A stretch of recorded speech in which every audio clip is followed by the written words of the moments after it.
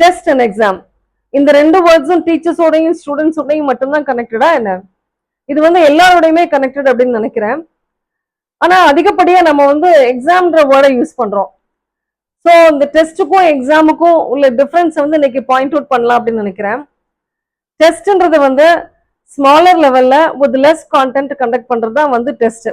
இதுக்கு வந்து பர்டிகுலர் டியூரேஷனோ டைமிங்கோ தேவையில்லை. For example daily test, weekly, monthly, unit or mid term test, இந்த மாதிரி எந்த மாதிரியான டெஸ்டாகவும் இருக்கலாம். இது வந்து ஒரு போர்ஷன் கம்ப்ளீட் பண்ணதுக்கு அப்புறம் தான் டெஸ்ட் கண்டக்ட் பண்ணணும் அப்படின்னு அவசியம் இல்லை.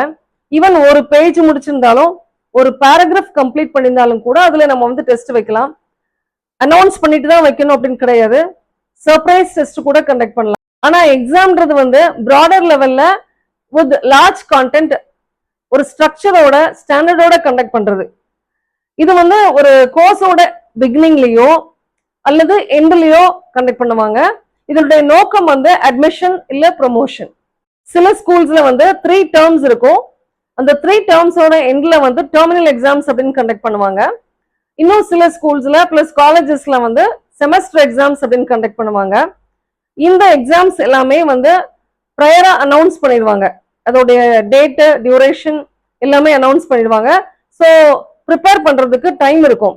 இதுல வந்து சர்ப்ரைஸ் எக்ஸாம் கண்டக்ட் பண்றதுக்குலாம் வந்து சான்ஸே கிடையாது. So these are the differences between test and exam.